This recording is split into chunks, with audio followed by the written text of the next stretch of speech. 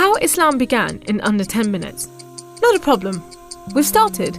Okay, so travel back in time with me to a land far, far away and long, long ago. Mecca and Arabia, about the year 570. Mecca is important for 2 reasons. 1, the Kaaba is there, an ancient temple built to worship God. And 2, Muhammad, peace be upon him, was born in Mecca. Now, problem. I can't show you Muhammad because it wouldn't be right.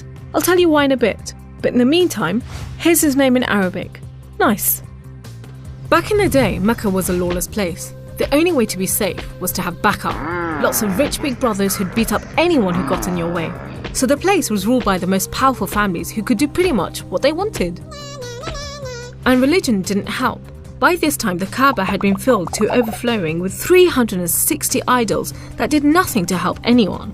So it was a tough place to grow up if, like Muhammad, you were a poor orphan and believed in just one God you couldn't see, like the Jews and the Christians. He called him Allah, the God, in Arabic there. Muhammad's dad died before he was even born, and his mum died when he was just 6. So he was brought up by his grandfather, Abdul Muttalib, and then, when he died too, by his uncle, Abu Talib, who had the respect of the city's ruling families, so Muhammad was safe for the time being. Muhammad started out as a shepherd and then became a businessman, travelling about buying and selling stuff for rich clients. When he did some work for a rich widow called Khadija, she was so impressed by his honesty and skill that they ended up getting married, and for a while it looked like Muhammad was going places. Well, he was, but not how you think. Every year in the month of Ramadan, different calendar, different names for the months, there was a big party around the Kaaba when people made sacrifices to the idols. Muhammad hated it, so he'd get out of town and sleep in a cave he'd found on top of a nearby mountain. One night, Muhammad's praying to Allah when wham! There's the angel Jibreel, you might say Gabriel, standing right in front of him. Read, says the angel, but Muhammad couldn't read. No schools, you see. Jibreel keeps on at him. 3 times he says, read. Then he grabs hold of Muhammad and wham! Again, it's like Muhammad's learnt the words off by heart. So he recites the message out loud. Read in the name of your Lord, who created man from a drop of blood. Read, for your Lord is most generous. He who taught by the pen, taught man what he did not know. It was a message from Allah. God was speaking to him just like he'd spoken to the prophets in the Jewish and Christian holy books, which meant he was a prophet too. The messages continued for the rest of Muhammad's life. Allah gave him the words to say and the prophet recited them. The words were written down by his friends, and years later they were collected together and became the Muslim holy book, the Quran, which means recitation, because Muhammad recited it, you see? Anyway, that was much later, so back to the night of power. Muhammad tells his family, then his friends, and eventually everyone about Allah, that he's the one and only God, that he wants everyone to be treated fairly, and long story short, it didn't go down well with the ruling families of Mecca, who liked things just the way they were, thank you very much. You see, Islam means obedience to Allah, and Muslim means someone who obeys Allah, and the ruling families didn't want anyone obeying anyone else but them. So the people who believed in Muhammad's message, the Muslims, were given a hard time. Some were even tortured and killed. A few of them managed to escape to Abyssinia, Ethiopia. But most were stuck in Mecca. Muhammad also had to cope with the death of his wife, and then just a few weeks later, his uncle too. Feeling very down, he went to the Kaaba to pray to Allah one night. Then, the weirdest thing happened. Jibreel turns up, sits him on a winged horse called Al-Buraq and flies him all the way from Mecca to Jerusalem. He prays with all the prophets who have ever lived. Then, he's taken up to the heavens to chat with some of the prophets, and then into paradise itself, where Allah tells Muhammad to pray 5 times a day and to stay strong.